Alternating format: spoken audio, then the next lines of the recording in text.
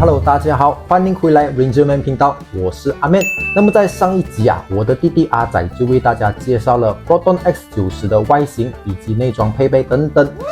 那么今天这一集我们的重点就会在讲解这个 48V 然后大家从这张照片也可以看到 1.5T GDI， 可能大家都非常熟悉。不过它的这个后缀BSG 到底是什么意思？跟这个 48V 又有着什么样的关系？如果要看回 X90 的外形这些大家就可以点我的右上角回去看看 Part 1的影片。Part 2的影片就会注重在讲这个 Proton X90 的引擎方面。在影片接下去之前，又要再麻烦各位帮我点个免费的赞，顺手再来个免费的订阅，只需动动你的手指头，不花你1分钱的。点了接下来马上开始今天的影片。首先我先来跟大家讲讲为什么会有 48V 这个东西的出现。其实它是由德系车厂在2011年所发布的，其中就包括 BM、Mercedes、Volkswagen 还有 Porsche 大家都注意到这个 48V 主要都是由一些德系，就是欧洲那边的车厂所发明出来的。那么为什么会有这个 48V 的出现？其实就是为了能够符合这个排放法规没有错啦，在2011年的时候，欧洲就已经对这个排放法规非常的严格。这样至于为什么不要用上大家都非常熟悉的这个 Hybrid 引擎，就是在 Hybrid 这方面，它的专利权还有一些技术都是由日本的车厂所掌握，包括大家都很熟悉的 Toyota、Honda， 甚至到 Nissan他们都是在10几年前就已经有对这个 Hybrid 进行研发，然后到现在也改进了不少。德系车厂这个时候才来开始研发 Hybrid 的话，显然就很浪费成本。然后现在才来研发，肯定也是打不过日系的啦，所以他们就索性用这个 48V 来获得节油减排的这个效果。刚才我就讲到了省成本，没有错啦。这个 48V 其实它的构造是这样子的，就是在你原有的一个引擎之上，加上多一个 48V 的 motor， 就跟 Turbo 的构造其实是有一点点的相同。等于 bolt-on 外挂的那个意思啦，所以就你的 engine 也好，整个系统都好，都不需要经过太大的改变，因为这个电动摩托它本身的构造也比较小个，只要在你原有的引擎之上加上去，包括你的布局结构也好，整体都不需要有太大的改变。这个就是 48V 比 Hybrid 好的一个优点。如果是传统的 Hybrid 的话，它整个都要重新研发过新的引擎，还有新的压箱来能够匹配到。然后他们在布局上面也要做一点功夫，就好像大部分的 Hybrid 车都会把引擎放在后面这样子一来，你的走线你的 wiring 也好，你的管路也好，全部东西都要重新布置过，时间成本也好，金钱成本也好，所有东西都需要再提升。再来第二个就是 48V BSG 的工作到底是怎么样的。其实在我们车上原本就已经有一个电池，大家都知道了，那个 VNA 我们俗称电箱真正的话是叫蓄电池。那个电池的话就是12V，主要那个电池都是用来带动我们的 infotainment system、冷气、刹车、照明等等的这些功能。尤其是像现在的车越来越多那些电子的配备，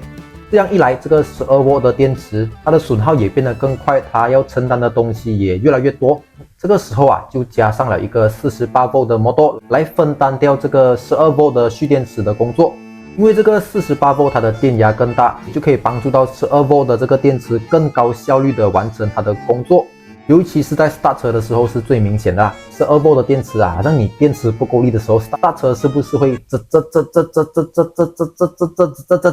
样子的？如果是换成了这个 48V， 你 start 车的时候就是这样子的，这种非常的快，非常的迅速，抖动也少了很多。同时这个 48V 的摩托它还有另外一个工作，就是在你车子起步的时候，它可以帮你小小的 boost 一下，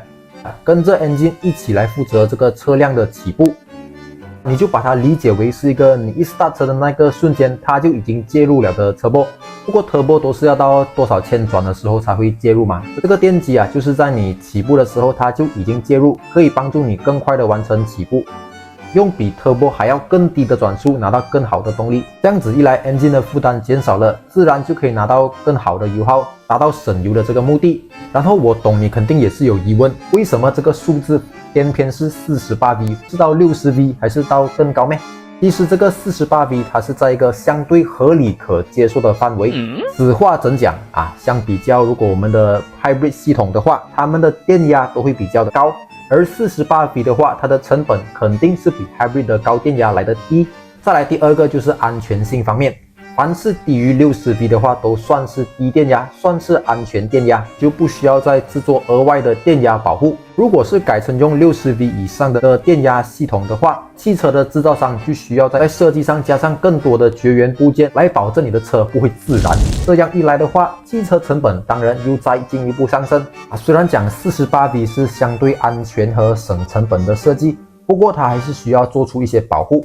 从设计还有到限速的一些保护措施也都还是要做好的。不过就它的成本相对于 Hybrid 而言的话，它的上升会比较小，相对是可负担的。再来 BSG 係咩嚟啊？ BSG stand for Belt Starter Generator， 主要就是把电机安装在 engine 的前面，然后通过 belt 和 engine 来进行连接，从而达到可以给 engine boost 一点动力，又可以驱动其他附件的这个功能。目前吉利、奔驰等等都是采用这个 48V 的 BSG， 然后它们的类型是采用 P0， 没有错， 48V BSG 底下还有再分从 P0 到 P4 的类型，这个我就不详细讲了。它们主要的分别就是在电机所放置的位置不同。另外 48V 还有另一种形式是叫做 ISG Integrated Starter Generator， 不管是 BSG 或者 ISG 也好，它们都可以在你车子 brake 的时候或者滑行的时候给这个电池进行回充和插电的功能。